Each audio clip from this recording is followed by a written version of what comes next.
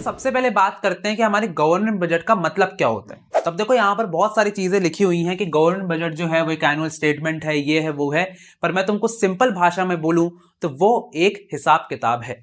कि क्या होता है कि जब भी आप कोई भी चीज खरीदने के लिए जाते हो, आप कहीं पर भी खर्चा करने जाते हो, कहीं पर भी इन्वेस्टमेंट करते हो, तो सबसे पहले तो आप हिसाब लगाते हो, हिसाब किताब बनाते हो कि भाई मेरे पास कितना पैसा है। जैसे कि फॉर एग्जांपल आप एक मोबाइल फोन खरीदने के लिए गए, तो सबसे पहले बंदा आपसे क्या पूछता है कि भैया आपका बजट कितना है, यानी कि आप कितने पैसे यहां पर खर्च कर सकते हो। तो आप बोलते हो कि यार मेरे पास तो 1 लाख रुपए की सैलरी है, तो 1 लाख की सैलरी आती है तो चलो 30-40 हजार का फोन मैं ले सकता हूँ, या फिर चलो 50 हजार का ले लेता हूँ, तो 20 हजार डाउन पेमेंट, बाकी का मैं ईएमआई कर दूंगा। तो ये तुमने क्या किया, एक बजट के हिसाब से काम किया। अब हुआ क्या कि तुम्हारा था 1 लाख रुपए सैलरी और तुम 1,20,000 का आईफोन लेकर के आ गए। अगर तुमने ऐसा किया तो तुम्हारा बजट बिगड़ जाएगा। यानी कि यहां पर एक सिंपल सी बात बोलूं तो तुम्हारा जो रिसीट है, यानी कि तुम्हारे पास जो पैसा आ रहा है, उससे तुम्हारा जो एक्सपेंडिचर है वो कम होना चाहिए। समझ में आ रहा है? ऐसा कम होना चाहिए कि तुम्हारे पास कुछ पैसा बचे भी। तो गवर्नमेंट की भी एक कोशिश होती है कि वो यहां पर जितना भी पैसा कमा रही है उससे कम खर्चा करे, पर रियलिटी में ऐसा नहीं होता। वो आगे जाकर के बताऊंगा क्यों नहीं होता। ठीक है, तो यहां पर हमेशा खर्चा ज्यादा बताती है गवर्नमेंट। तो यहां पर अब सबसे पहले बात करते हैं कि गवर्नमेंट बजट होता क्या है। तो यहां पर गवर्नमेंट बजट एक एनुअल स्टेटमेंट है। क्या है? एक एनुअल स्टेटमेंट। हर साल बनाया जाता है, हर साल बजट आता है, अपन सब लोग देखते हैं। जितने भी सीए वाले हैं सब लोग यहां पर होशियार हो जाएं, तो हर साल देखना पड़ता है। ठीक है, यहां पर आइटम वाइज हम एस्टिमेट करते हैं। आइटम वाइज यानी कि हर एक आइटम को हम यहां पर लगाते हैं और उसके हिसाब से एस्टिमेट बनाते हैं। अब देखो, मैं जैसे कि मैंने बताया था कि मोबाइल फोन खरीदने से पहले तुम जाते हो, मोबाइल फोन खरीदने के बाद बजट नहीं बनाते, पहले बनाते हैं। तो यहां पर हम क्या बोलते हैं कि एस्टिमेट बनाते हैं कि मेरे पास कितना पैसा आएगा और उसमें से कितना पैसा खर्च हो जाएगा। क्योंकि गवर्नमेंट इतनी बड़ी है, अब ऐसा तो नहीं वो लास्ट मोमेंट के लिए बैठी रहेगी।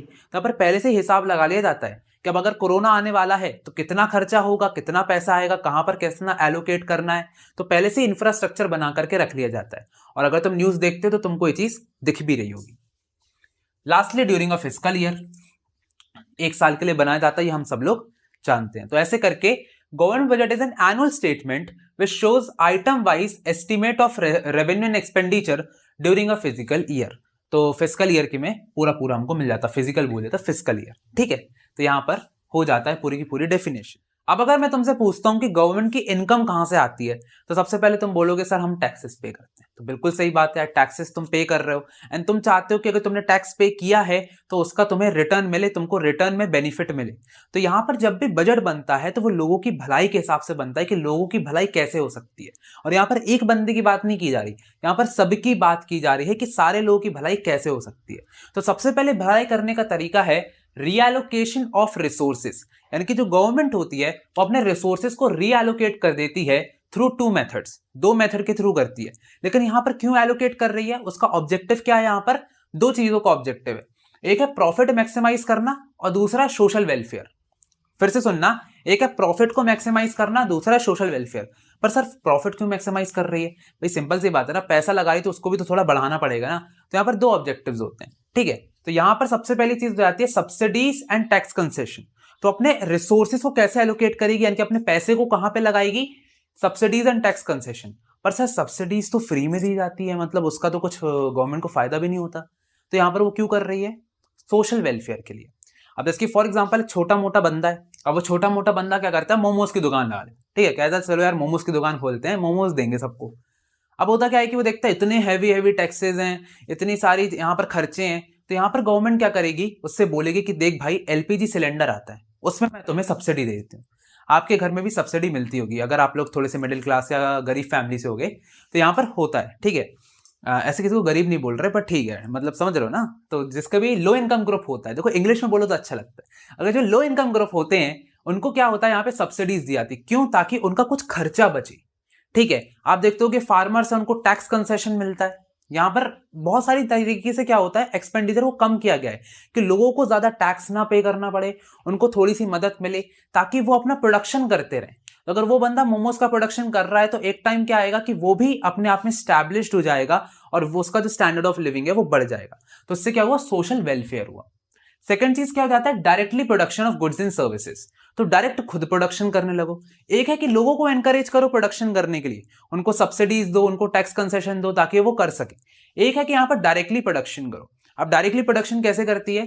अभी कोरोना आया था, अब कोरोना के टाइम पे क्या होता, वैक्सीन तो भैया 1000 रुपए की मिल रही थी, तो 1000 रुपए की वैक्सीन हर कोई नहीं लगा सकता, लोग फ्री में नहीं लगवा रहे थे, 1000 रुपए में कैसे लगवाएंगे। तो यहाँ पर गवर्नमेंट ने क्या किया, खुद से पूरी सर्विसेज फ्री में प्रोवाइड कराई। फ्री में वो अमिताभ बच्चन की कॉलर ट्यून लगवाई, ताकि हम सब लोग जब भी करें तो हमारे अंदर वो आए, क्या बोलते हैं उसको, जागरूकता यानी कि अवेयरनेस आए, तो सोशल अवेयरनेस बढ़ाते हैं। समझ में आ रहा है। तो यहाँ पर डायरेक्टली प्रोडक्शन किया जा रहा है ऑफ गुड्स एंड सर्विसेज, ताकि जो लोग हैं वहां पर उनके लिए बहुत सारी सर्विसेज बनाई जाए। तो दो तरीके से यहाँ पर एलोकेशन हो रहा है और इससे सोशल वेलफेयर बन रहा है। सेकंड हो जाता है reducing inequalities of income and wealth. वही गरीब और गरीब होता जा रहा है, अमीर और अमीर होता जा रहा है। इस कहावत से ये जो इंग्लिश का पॉइंट है वो बना है, दैट इज रिड्यूसिंग इनइक्वालिटीज। तो होता क्या है कि बहुत सारे अमीर लोग जो होते हैं वो तो भाई कमा रहे हैं अच्छा खासा, वो तो अमीर होते जा रहे हैं। जो गरीब लोग हैं वो उनके अगर काम कर रहे हैं वो और गरीब होते जा रहे हैं। तो गवर्नमेंट यहाँ पर क्या करती है, यहाँ पर टैक्स लेती है। अब टैक्स कैसे लेती है, जितनी आपकी इनकम होती है उस पर वो टैक्स लेती है। तो वो क्या करते हैं, रिच लोग जितने भी होते हैं उनकी इनकम पर टैक्स लगाती है, जिसको हम इनकम टैक्स बोलते हैं, और उसको जो है खर्च करती है पुअर लोगों के ऊपर। बस इस पॉइंट में यही है, इसमें ज्यादा कुछ नहीं बताया गया है। अब हमारा जो थर्ड पॉइंट आता है दैट इज इकोनॉमिक स्टेबिलिटी। अब देखो इकोनॉमिक स्टेबिलिटी का मतलब क्या होता है कि यहाँ पर स्टेबिलिटी का मतलब क्या है। अगर मैं सिंपल भाषा में बोलूं तो जब आपके एग्रीगेट डिमांड और एग्रीगेट सप्लाई इक्वल होते हैं तो वहां पर स्टेबिलिटी बनी रहती है। और होता क्या है, एकदम से क्या होता है, इकोनॉमी में प्राइसेस बढ़ जाते हैं। अब देखो अगर प्राइसेस बढ़ जाएंगे तो लोग अफोर्ड नहीं कर पाएंगे, लोग खरीद नहीं पाएंगे, तो इससे क्या होगा, दिक्कत होगी लोगों को। तो गवर्नमेंट यहाँ पर जाग जाएगी। और अगर प्राइसेस बहुत ज्यादा कम हो गए तो जो सेलर्स हैं जो कि बेच रहे हैं वो बेचना बंद कर देंगे। वो कहेंगे भाई हमको तो प्रॉफिट ही नहीं हो रहा।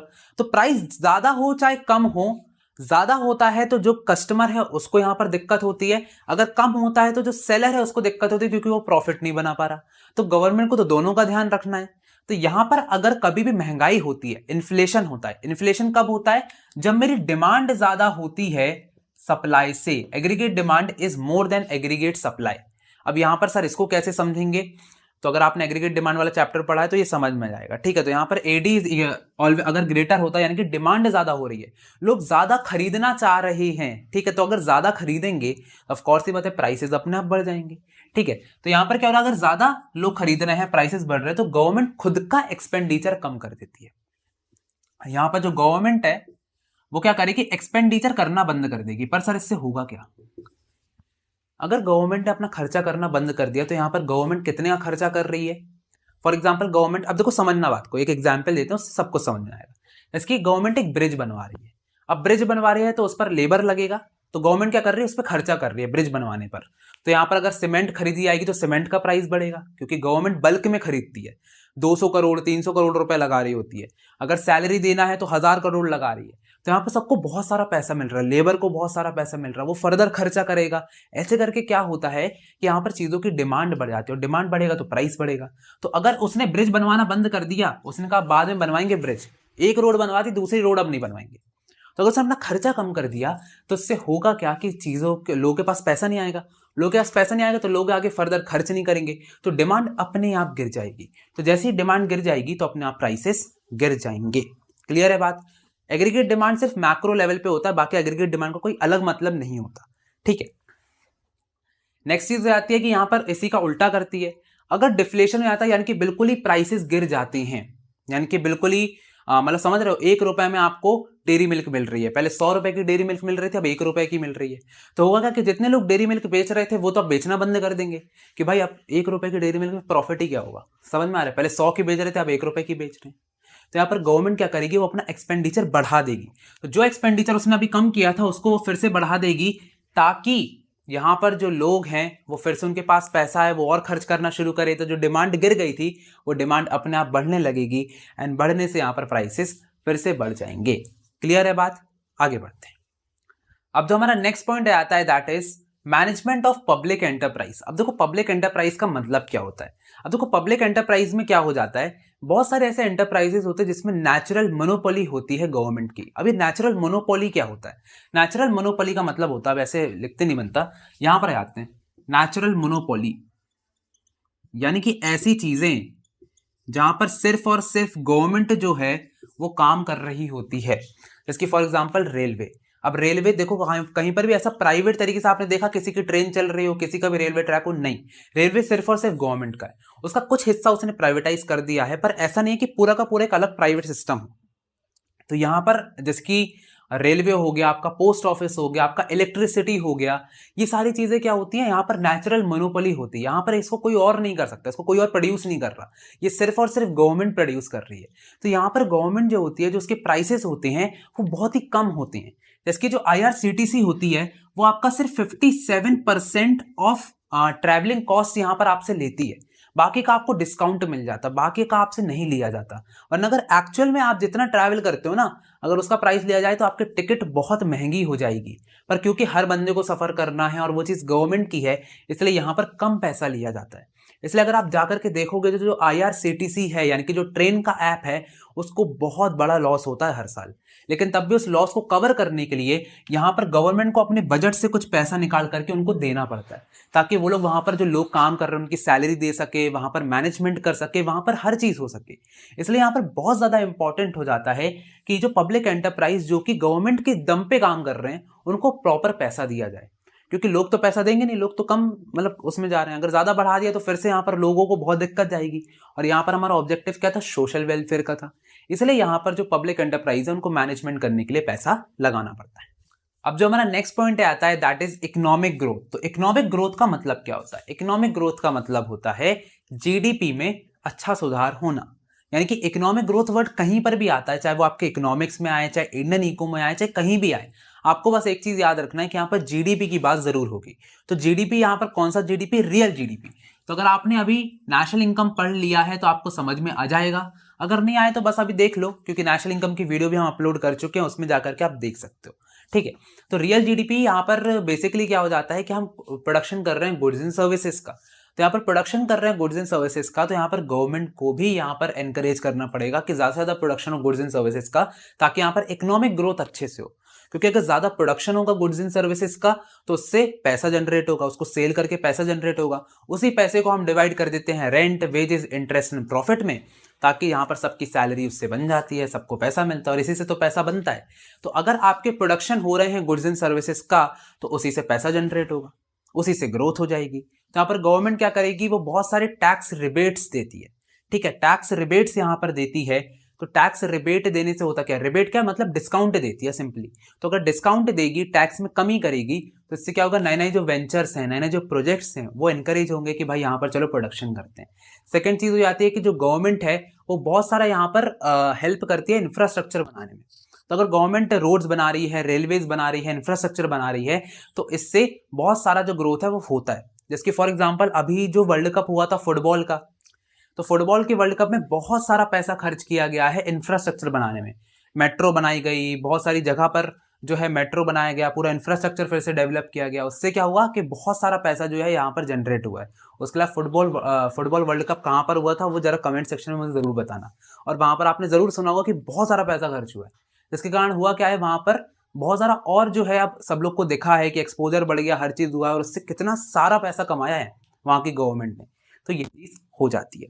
नेक्स्ट पॉइंट हमारा आ जाता है रिड्यूसिंग रीजनल डिस्पैरिटी। अब होता क्या है कि रीजनल डिस्पैरिटी भी होती है। एक पॉइंट हमने पढ़ा था inequalities in income and wealth, यानी कि लोगों में तो इनइक्वालिटी होती है, कोई गरीब है कोई अमीर है। वैसे ही रीजनल डिस्पैरिटी भी होती है कि कोई शहर बहुत अच्छा होता है, कोई शहर बहुत खराब होता है।